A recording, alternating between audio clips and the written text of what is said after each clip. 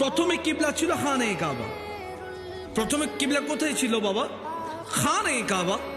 খানে কাবা কিবলা থাকার পরে আমার নবীজিকে আমার আল্লাহ নির্দেশ করলেন, ইয়া রাসূলুল্লাহ আপনি বাইতুল মুকাদ্দাসের দিকে নামাজ পড়ুন।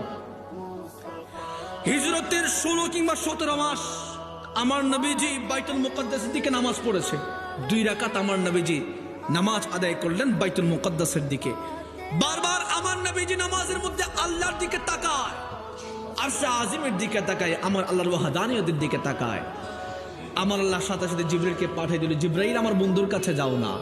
আমার বন্ধু চেয়েছে খানে কাবার দিকে কিবলা করবে, 2 রাকাত তো বাইতুল মুকাদ্দাসের দিকে ফিরে পড়েছে।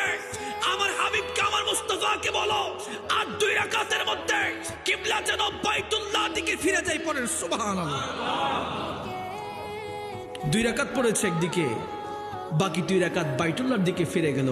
আমার আল্লাহ আয়াতে কারিমা নাযিল করে দিয়ে, ইয়া রাসূলুল্লাহ আমি জানি আপনার মন চায় খানে কাবার দিকে পড়তে, কিন্তু আমি আপনাকে বাইতুল মুকাদ্দাসের দিকে পড়িয়েছিলাম এই কারণে যে আমি চেয়েছিলাম আপনার উম্মতেরা আপনাকে কেমন অনুসরণ করে সেটা পরীক্ষা করার জন্য। সুবহানাল্লাহ।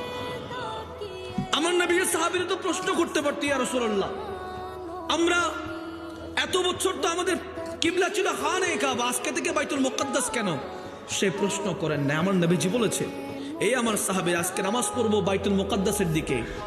আজকে থেকে সাহাবায়ে কেরাম বাইতুল মুকাদ্দাসের দিকে ফিরে গেলেন। আমার নবীজি নামাজ অবস্থায় যখন কিবলা যখন বাইতুল্লাহ দিকে ফিরে গেল, সাহাবায়ে কেরাম আল্লাহকে প্রশ্ন করেন নাই। আমার নবীজি যেভাবে কিবলা পরিবর্তন করেছে, নামাজের মধ্যে সাহাবায়ে কেরামরাও আমার নবীর সাথে কিবলা পরিবর্তন করে দিয়েছে। পড়েন সুবহানাল্লাহ। এটার নাম ইসলাম। বারবার প্রশ্ন করবে, মানুষকে হেনস্থা করবে, আমার নবীজি শানপূর্ণ করতে চাইবে, এটার নাম ইসলাম নয়।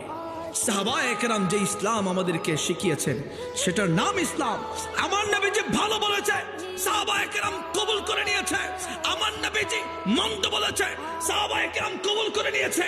একবারের জন্য প্রশ্ন করে নাই, ইয়া রাসূলুল্লাহ আপনি যে এটা খারাপ বললেন, ইয়া রাসূলুল্লাহ কি কারণে খারাপ, এই প্রশ্নটা করেন নাই। সুবহানাল্লাহ। আমার নবীজিকে জিজ্ঞেস করলো সাহাবী, ইয়া রাসূলুল্লাহ ইসলামের মধ্যে কোন কাজটা উত্তম? আমার নবীজি বললেন, প্রথমে আসসালাতু লিওয়াক্তিহা, ওয়াক্ত মতো নামাজ, এরপরে বিরুল ওয়ালিদাইন, এরপরে জিহাদু ফি সাবিলিল্লাহ। 3টা বললেন। তখন সাহাবী বলতেছে, আমি যদি আমার নবীকে যদি আরো প্রশ্ন করতাম, আমার নবীজি আরো আমাকে বলতেন। সুবহানাল্লাহ।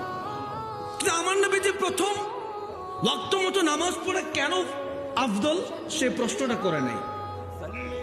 সুবহানাল্লাহ বলেন। আমার নবীজির অনুসরণ করেছে। আল্লাহ পাক আমাদেরকে সেভাবে আমার নবীর অনুসরণ করার তৌফিক নসিব করুক। আমিন বলেন।